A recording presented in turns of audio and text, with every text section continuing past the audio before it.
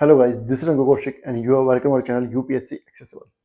आज का हमारा टॉपिक है climate change in recent past. NCERT का टॉपिक है क्लास 11th ज्योग्राफी का एनसीईआरटी चैप्टर 12। चैप्टर का नाम है world climate and climate change. Climate change के बारे में पढ़ रहे हैं।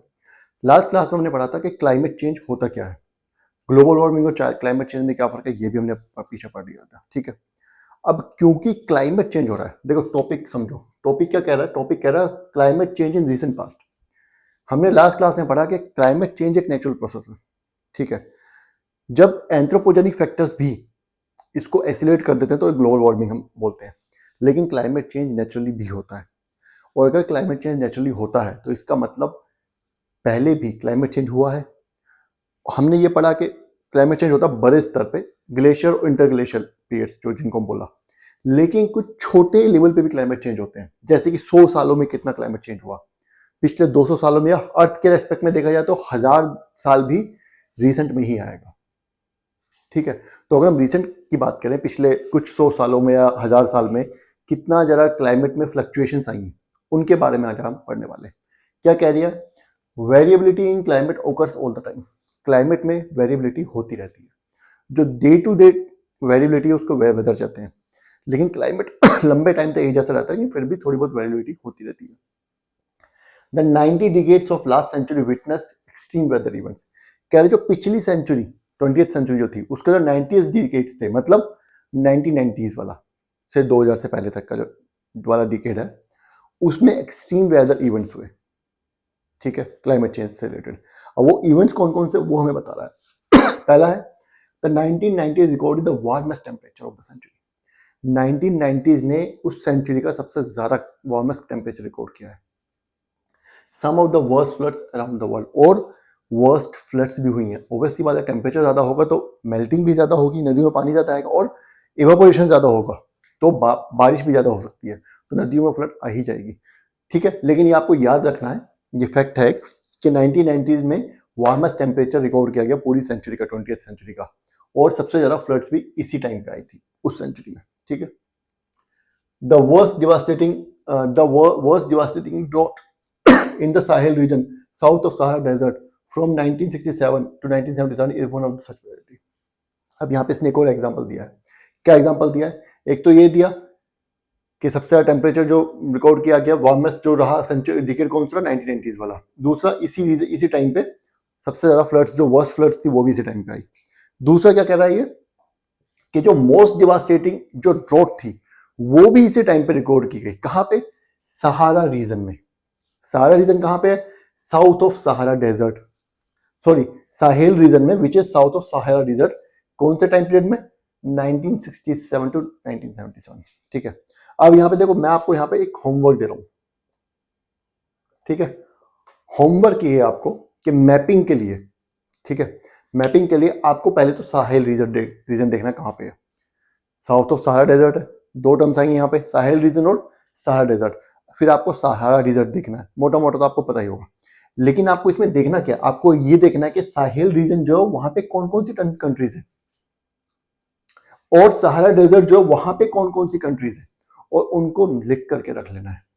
तो आगे भी आपको ये मैपिंग में काम आएगा। ठीक है, ये आपका होमवर्क है।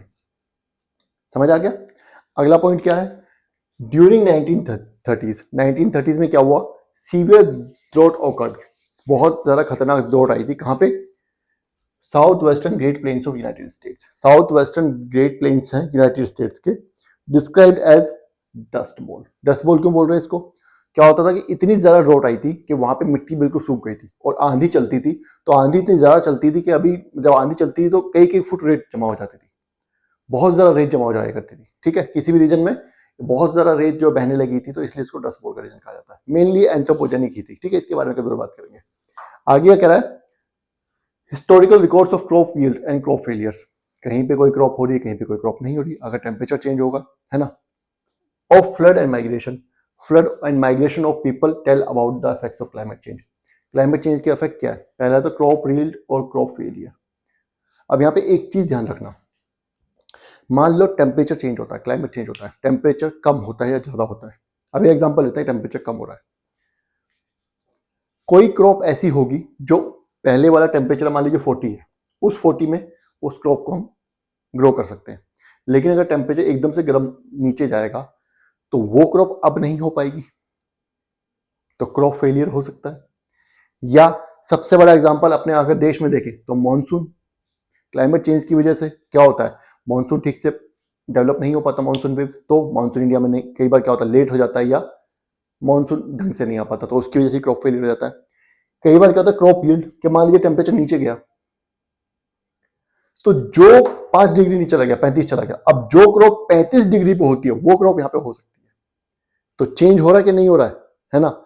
इसीलिए कहते हैं कि जो टेम्परेट कंट्रीज है, जो यूरोपियन कंट्रीज है, वो कहते हैं कि हमें क्लाइमेट चेंज से ज्यादा फर्क नहीं पड़ता, क्योंकि अगर थोड़ा बहुत टेम्परेचर कम ज्यादा भी होगा तो हमारा जो क्रॉपिंग पैटर्न है और ज्यादा डाइवर्सिफाई हो जाएगा, हम और ज्यादा नए नए तरीके की क्रॉप्स हम ग्रो कर पाएंगे। वो ऐसे बोलते हैं, ठीक है, एक उनका पर्सपेक्टिव है, कोई वो नहीं है, ठीक है।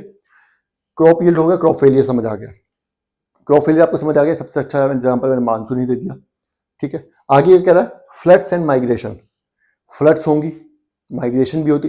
अब मान लीजिए कोई रीजन है वो सी कोस्ट पे है और उसका जो सी लेवल है वो बहुत ज्यादा नहीं है, वो लगभग लगभग समुद्र के बराबर ही है, और सी लेवल बढ़ गया, मान लो थोड़ा सा बढ़ गया यहां तक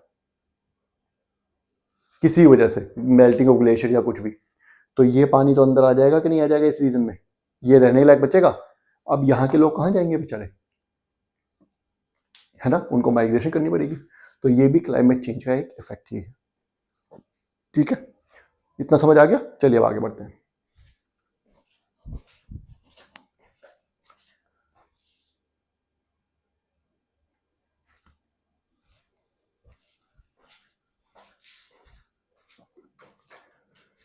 चलिए आगे बढ़ते हैं। अब ये आ गया यूरोप का एग्जांपल दे रहा है, क्या कह रहा है, a number of times Europe witnessed warm wet cold dry periods, कि यूरोप ने विटनेस किए, यूरोप में पिछले रिसेंट पास्ट में क्या हुआ है, कभी वार्म पीरियड आ गया, कभी वेट पीरियड आ गया, मतलब बारिश ज्यादा होने लगी है। वार्म का मतलब गर्मी ज्यादा होने लगी है, वेट का मतलब बारिश ज्यादा होने लगी है, कोल्ड का मतलब ठंड ज्यादा होने लगी है, जो उसका नॉर्मल होना चाहिए टेम्परेचर, उससे ज्यादा सर्दी होने लगी है, ठीक है। और कभी कभी ड्राई पीरियड्स भी नोटिस किए, विटनेस किए यूरोप ने। आगे कह रहा है द सिग्निफिकेंट एपिसोड्स वर, अब एक सिग्निफिकेंट एग्जांपल दे रहा है वो, क्या, warm and dry condition in the 10th and 11th century.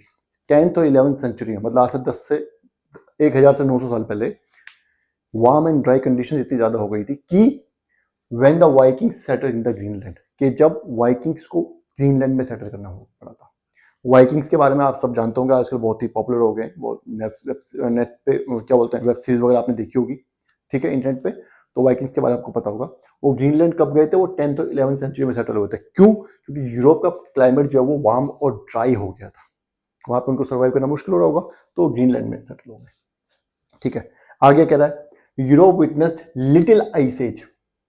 अब यूरोप में पहले तो चलो वार्म ड्राई था, अब लिटिल आइसेज भी आ गई, इतना कोल्ड होगा कि एक छोटी सी आइसेज जैसा वो हो गया वहां पे कंडीशंस। कब, 1550 टू 1850, लगभग 300 साल तक वहां पे टेम्परेचर जो है वो जनरल जो टेम्परेचर वहां का यूरोप का उसके लेटीट्यूड के हिसाब से होना चाहिए, उससे इतना कम था कि वहां ज्यादातर बर्फ ही जमी रहती थी, ठीक है, लगभग 300 साल तक ऐसा। और उन 300 उस पीरियड ऑफ टाइम को हम क्या बोलते हैं, उस पीरियड ऑफ टाइम को हम लिटिल आइसेज बोलते हैं, ठीक है। अब क्या कह रहा है आगे, दो फैक्ट्स और उसने बताए, from about 1885 to 1940 world temperature showed and upward trend.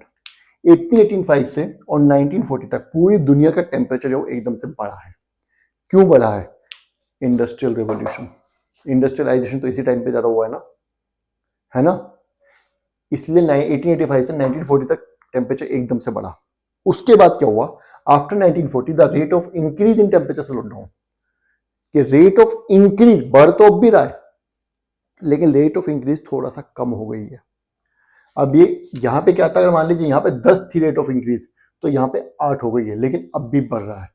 और ये भी अभी भी इतना खतरनाक है क्योंकि ऑलरेडी अर्थ का टेम्परेचर, एवरेज टेम्परेचर 1.6 डिग्री ज्यादा है, जिसको हम ग्लोबल वार्मिंग बोलते हैं। अगर अब भी हमने इसको जीरो पे नहीं लाए, न्यूट्रल नहीं किया, तो आगे जाकर के टेम्परेचर बढ़ेगा ही बढ़ेगा। और अगर 0.5 या 1 डिग्री भी और बढ़ा एवरेज टेम्परेचर, तो उसके जो रिजल्ट होंगे कैटेस्ट्रॉफिक होंगे, ग्लेशियर मेल्टिंग वगैरह ये सब हो सकता है, बहुत ज़्यादा दिक्कत होने वाली आने वाले टाइम में, अगर हमने इस रेट को बिल्कुल न्यूट्रल नहीं किया तो, ठीक है, तो ये खत्म हो गया, ये टॉपिक यहाँ पे खत्म हो गया।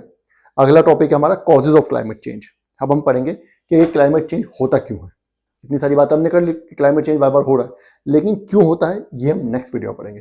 तब तक आप ये वीडियो देखिए, कुछ समझ नहीं आया तो कमेंट कर दीजिएगा, ठीक है, मैं आपको वो टॉपिक दोबारा बता दूंगा। और बाकी अगर वीडियो पसंद आई तो लाइक करना और चैनल को सब्सक्राइब करना। Thank you.